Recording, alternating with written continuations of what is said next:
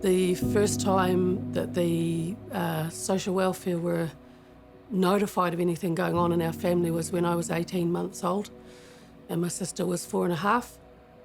And it was after one of Mum and Dad's big benders, and people were passed out cold in the house. My dad had gone off to get more booze, and my sister and I were literally playing in the middle of the street.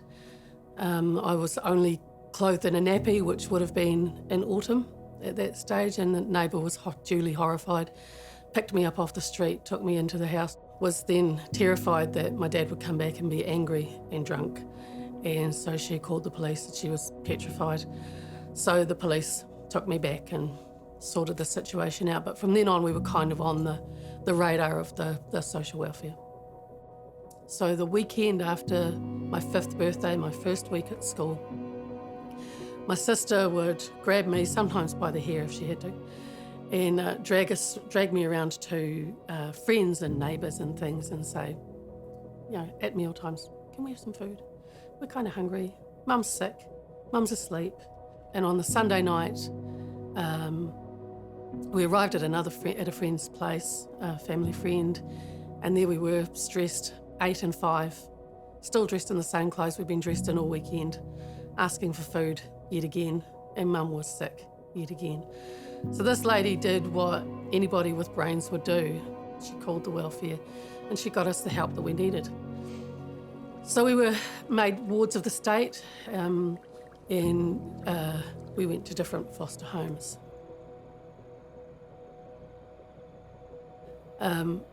My time, I thought that I knew the routine of being in foster care by this stage. We were up to our 3rd year. So at Christmas, we went up to Goa to have Christmas with my mum and grandma. And then at New Year, we would go up to Timaru to my father's mother and my uncle, spend time with them, and retrace our steps back to be home with the foster families. So this Christmas, we got up to Goa, and it was Christmas time, and there were presents from the family. Now this family, the oldest son was a good 3 or 4 years older than me, I think, and he loved to tease me because I would respond. And so he enjoyed it, but I didn't know I still didn't know what normal families were properly like and that this was just normal. I actually thought he hated me. And so when I opened a Christmas present that was specifically from this child in the family, it opened something in me that I remember clearly thinking, it's okay, it's safe. He doesn't hate me. I can't wait to go home. So this revelation at Christmas time that the eldest son didn't hate me, that it was safe, that I couldn't wait to go home, was going to have a very significant impact on how I was when I went back to the family. So I had a great Christmas and New Year. It was the best. And then we went to Timaru and we came back and we were just waiting to be able to go back to Invercargill, to go back home to the families and get back into the routine. A few days later, a car arrives. It's my sister's foster parents, and they've got all my sister's things with them and all mine.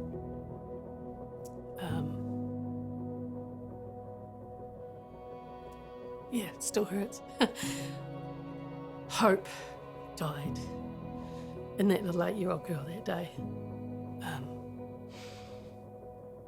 It was so, I never got to say goodbye. They never got to say goodbye to me.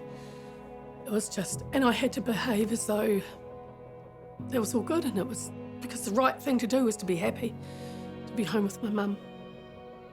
And in a way I was, but with that big revelation from the Christmas gift to this, you're not going back there. It was hard. So for the following 10 years, I was fully depressed. So we went back to live with our mum, my sister. I managed to avoid her fists. But within a year of us going back, my sister was out partying and drinking and travelling around in cars with the boys. By the time I was 12, I was doing the same with her. Got pregnant when I was 16, as you do when you're in that lifestyle. I had my baby before I turned 17, and I just carried on drinking, carried on the lifestyle, carried on with the pain, thinking I was doing well. So it was really painful, pain on top of pain, to the point that when she was about 8 months old, I'd had enough. It was a beautiful April morning, and I walked into the living room and she was sitting there, this beautiful blue-eyed blonde baby girl, dribbling away, and I thought, I've had enough, I'm out. And then I looked at her and I said, you're coming too. Immediately in my mind came a really graphic picture of how I would have to take my daughter's life before I could take my own. And it was shocking and it was graphic and it shocked me out of it, and I thought, I can't do that.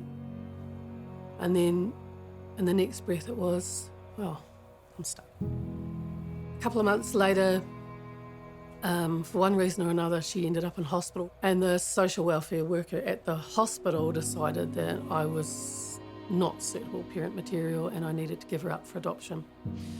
So she and my doctor began to put pressure on me. You know you're not doing well, you know you need to give this baby every opportunity to have a good life, and you just need to give her up for adoption and get on with your life. But they didn't know that giving her up for adoption meant me not getting on with my life.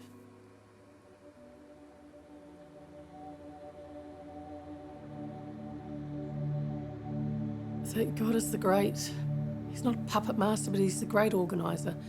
And I've thought of it recently as he conspired for my good. And he had a plan in place, set in motion, because there was a social welfare officer there who said, oh, hang on, I know a couple, a Christian couple, they go to the New Life Church and they've got a farmhouse out the way, and they've said if we've got a single mum who needs looking after and needs a bit of mother care and needs a bit of training, that they would take her on and you could go and live with them. And so they put that to me, would you like to? And I grabbed that lifeline with both hands. So Kevin and Rose were my final foster family.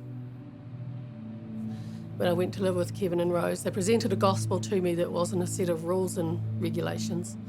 It was relationship. And the main revelation I had right then was what Jesus had done personally for me in going to the cross. The Holy Spirit just slowly started working on me and stripping away my false identity, the good girl. And up to that point, I thought I'd gotten away with it. I was the good girl. Nothing had hurt me. My sister was an alcoholic. My parents were alcoholics. I was unaffected. So I cried for a week, realising that I wasn't unaffected at all. So the hope I have in Jesus now, it's growing. It's still, I find it often hard to articulate a lot of these things.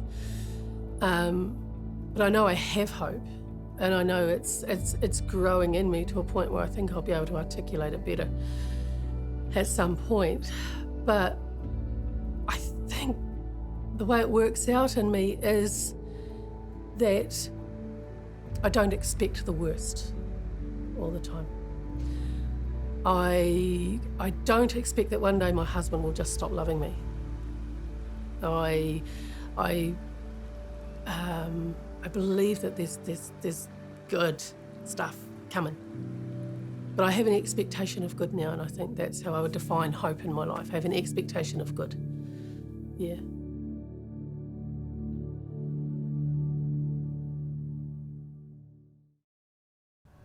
I hope you experienced the love of Jesus as you watched this video. To see more great content, like and subscribe to our YouTube channel and explore our website, fantailstudios.com.